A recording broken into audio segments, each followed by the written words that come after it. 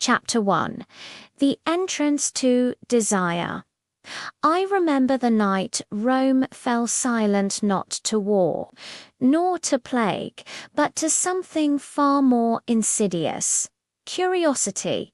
We had heard whispers before that the boy from Emesa had arrived draped in scarlet, that he worshipped a stone, that he demanded the Senate call him divine.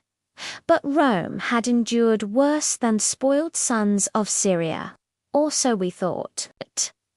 When Elagabalus entered the capital, he did not arrive with legions. He arrived with dancers, priests, perfume skiffs, more suited to the gods than to men. His chariot was pulled not by horses, but by slaves painted in gold leaf, made to crawl and roar like lions. Their faces were hidden behind jeweled masks. They did not speak. I stood among the crowd as he passed, wrapped in silence more profound than reverence. The air shimmered with myrrh and cinnamon, heavy enough to make breath an effort. Children fell asleep on their mothers' backs. Men forgot to cheer. He was just a boy, smooth-faced, lips red as pomegranate flesh, but his eyes were not young. They watched Rome like a lover watches a reluctant bedmate, amused, patient, certain of eventual surrender. That evening, the palace began to change. First went the eagle standards, replaced by sun discs carved in obsidian and gold.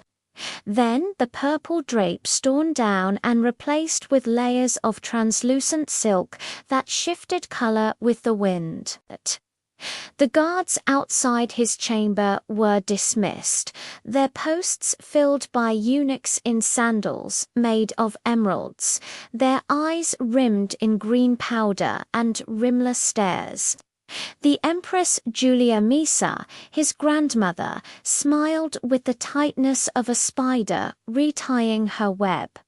The empire needs beauty, she told the Senate. Do not be afraid of splendor, but splendor does not stalk on quiet feet. It devours in silence. I followed the scent of incense into the peristyle garden, where the emperor now held court. The fountains no longer flowed with water. They spilled milk thick, perfumed with rose, turning sour in the heat. Courtiers dipped figs into it and laughed behind fans shaped like lotus petals. At the center of it all, sprawled on a couch stitched from swan feathers and tiger pelt, reclined Elagabalus. He was not alone. On either side, two wives knelt, one male, one female lich, with painted nails and wrists wrapped in pearls. They combed his hair and whispered into his ears with tongues soaked in wine. He did not look at me. He never looked at me. Yet I felt his presence press against my ribs, as though he could see the ink of history beginning to form inside me. He raised a single hand. A slave emerged, carrying a bowl of powdered gold. It was poured over a fruit and apple, I think, and the boy emperor bit into it with a slow, deliberate hunger. Rome is tired, he murmured. Let her sleep in silk. And no one spoke against him. Chapter 2. The flowering by the third moon of his reign. The palace had forgotten its purpose. Walls once built to echo law, now pulsed with soft music at all hours. Statues of Mars and Minerva were dressed in gauze and garlands, their stern faces smudged with lipstick. Even the rats in the kitchens grew fat and slow on cream and sugar. Rome's hunger did not reach the Palatine Hill. They renamed the reception hall the Valerium Room. Once it had hosted military councils, now it housed beds. Dozens of them, low to the ground and draped in silks soaked with perfume. There were no seats anymore. Guests were expected to recline, to be fed, to be tasted. The emperor had no need for court titles. He gave new names, spoken like poetry or spells. The Moon of Lebanon, the Gold-Washed Boy, the Red Swan of Syria. No one knew where these people came from. They arrived, silent, veiled, already adorned in rubies and fear. Elagabalus said the gods had sent them, and who could say otherwise? Every night the emperor performed weddings, sometimes with a man, sometimes a woman, sometimes both. The unions lasted until sunrise. Once I watched him marry a statue, whispering into its ear as if it would respond. He wept at the altar when it did not. The floor of his inner chamber was lined in crushed violet petals that never browned. Slaves replaced them hourly, their hands stained red for weeks. Above the bed hung a canopy of mirrored glass that showed only the body, never the eyes. He constructed the Garden of Night, a courtyard where the sun was banished. A silk dome overhead mimicked a starry sky, pinpricked with actual gems. Perfumed smoke was released into the garden every hour from hidden vents, changing scent with each bell, sandalwood, then clove, then orange blossom over musk. The garden smelled like desire without shape. I wandered there once, pretending to be a senator's scribe. I saw a girl dancing naked, her skin painted with scenes from the Iliad. Each movement told a new verse. When she stopped, the emperor kissed her ankle and said, "Even Homer would trade his tongue for yours." His priests, imported from Emesa, wore only chains and spoke in riddles. They danced barefoot on glass without bleeding. They said the pain was divine. And then came the chamber of mirrors, shaped like a spiral. Each wall curved inward, reflecting bodies in infinite echo. It was said that the emperor once spent 3 days in its center, surrounded by lovers who never touched him, only mimicked his movements, like shadows learning to breathe. Even those who despised him could not look away. Senators came not out of duty, but out of shameful curiosity. They brought their sons as tributes, claiming it was diplomacy. The emperor smiled and named them ambassadors of delight. None of them returned home unchanged. I remember the eyes of a boy no older than 16 stepping out from the emperor's chamber. Hair soaked with oil, eyes red not from tears, but from something deeper, like a gaze that had stared into the heart of the sun and found it too warm. There was no law left in the palace, only scent, silk, Songand, the emperor's ever-shifting desire. He said Rome would become divine through ecstasy. And we, fools that we were, believed him. Chapter 3. The blood beneath silk. The first body was found beneath the pool of milk. They had drained it for cleaning, though no water had touched it in months. Only rose milk, spiced cream, and whatever the emperor desired that day. What they found clotted in the drainpipe swat was left of the slave who vanished a week before was no longer a person, but a warning. The palace did not speak of it. Instead, more perfumes were burned, and a troupe of dancers from Alexandria was brought in to distract the whispers. But the corridors had begun to rot. You could smell it beneath the sharp sting of flesh gone wrong. I watched a priest of Jupiter fall to his knees before the Senate, demanding that the emperor be exorcised, not obeyed. His tongue was cut from his mouth that same night and placed on a platter of figs. Elagabalus served it to his pet wolf, before laughing, "Even fruit listens better than fear." Soon after, it was no longer the boy emperor who greeted foreign dignitaries, but his favorites, the boy with no name draped in silver scales, the violet-eyed brother who whispered instead of speaking. Elagabalus watched from behind a veil, smiling, lips stained purple from unripe wine. Senators began sending envoys in their place. Some faked illness, others disappeared. In secret letters flew between temples. The Vestals prayed not for Rome's protection, but for her deliverance. Even Julia Misa, the emperor's own blood, had begun to court whispers with the boy Severus Alexander Elagabalus's cousin, soft-faced and silent, kept out of sight until needed.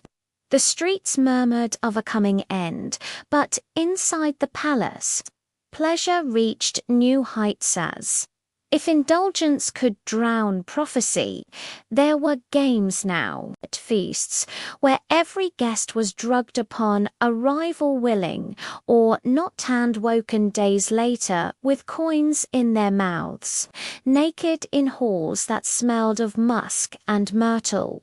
Payment for forgetting, the emperor would joke. In one such gathering, I remember a slave slipping and spilling a bowl of dates. He was a beautiful thing, dark-eyed, golden-skinned, no more than 15. The room fell silent. Elagabalus approached, slow, barefoot, his robes dragging behind like molten ruby. He cradled the boy's face, kissed his brow, and said softly, "Let your clumsiness become art." Then he called his guards.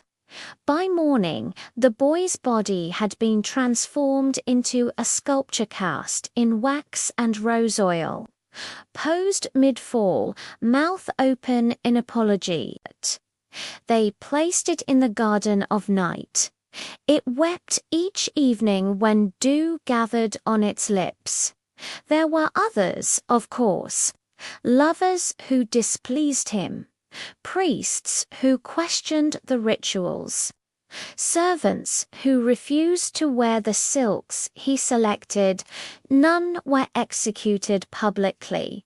They simply vanished, like perfume in wind. But I remember them. I remember the boy with the shattered mirror lodged in his throat, placed beneath a skylight so that his blood glimmered each morning. I remember the red swan of Syria, once his favorite, who asked to leave. She was last seen woven into a curtain, her bones arranged in spirals, her skin dyed crimson to match the drapes. The emperor said he wanted her closer. Still, Rome remained quiet. Fear does not shout, it kneels. Chapter 4. The Feast of Ruin. It began with an invitation. A single line, scrawled in crimson ink on the skin of lambs. Come dressed as your truest sin. 200 such missives were sent, sewn into rolls of silk, and delivered not by messengers, but by virgins painted head to toe in gold, who sang as they walked. No senator declined, no priest dared. They arrived at dusk. One came in chains, self-bound, weeping with pleasure. Another wore a gown made of mirrors, so that every guest saw themselves undressed as she passed. The proconsul of Numidia wore nothing at all, save 4 peacock feathers glued to his chest with honey, and the emperor Lugubilis weighted them in his final masterpiece, the Hall of Flesh and Fragrance. The room had once been the imperial banquet chamber. Now its floor was lined with living furniture slaves, trained to hold poses for hours, contorted into chairs, tables, candle stands. Some trembled. Most wept silently beneath the weight of guests. No one acknowledged them. Each wall was hung with meat cured raw, perfumed interspersed with silk panels that fluttered like skin in a dream. The air was humid, thick with spice and rot. Musicians played instruments made from bone and stretched skin. The melody was slow, like a dirge for something still breathing. At the center stood the emperor. He wore a robe made of butterfly wings, stitched together with threads of human hair. It trailed behind him like a dying fire. Around his neck, a collar of onyx and teeth. His body was painted to look translucent veins, traced in lapis, heartbeats pulsing beneath red-tinted glass. He did not speak. Instead, he danced. Not as a boy, nor a ruler, but as a god. The kind of god who does not bless, only devours. For 72 hours, the feast continued. Wine poured from fountains carved to resemble open mouths. Grapes were fed by hand. One by one, 2 guests who had long since forgotten their names. Between courses, the emperor selected companions from the crowd. He led them behind veils. Some returned, some did not. I saw him kiss a Vestal virgin on the steps of the altar he had built from bone. She did not resist. I saw him lay upon a bed of senators, weeping, laughing, begging them to love him as Rome had once loved its gods. He screamed once, late into the second night, his voice cutting through the music, "Make me immortal in your mouths."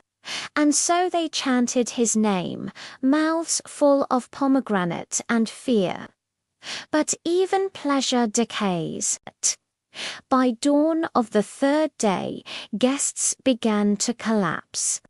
The air was too thick, the food too rich, the floor slick with wine, sweat, and something darker, yet still he danced. He danced on the back of a man who had once led legions, now crawling in feathers and piss.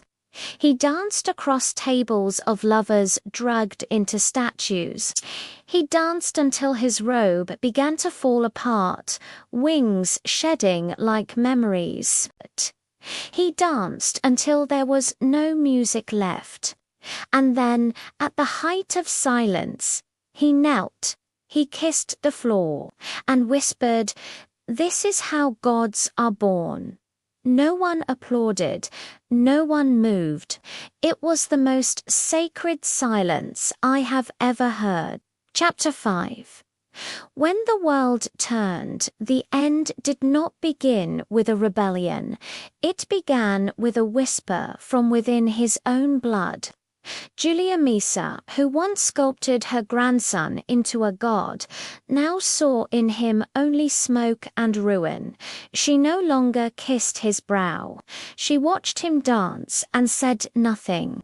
Power had taught her patience and patience, treachery. She reached out to Severus Alexander, the quiet cousin kept hidden in the wings. A boy molded for contrast, modest, unpainted, obedient. He smiled when spoken to, he bowed when commanded. He did not burn.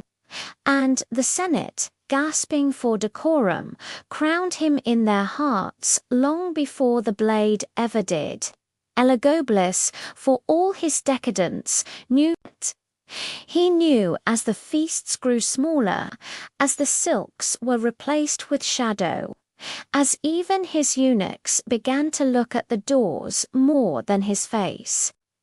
I found him one evening on the palace roof, crouched like a cat, robes clinging to his thin frame. He was watching the moon, chewing a pomegranate seed like it might bite back. "They will not remember the silk," he said without turning.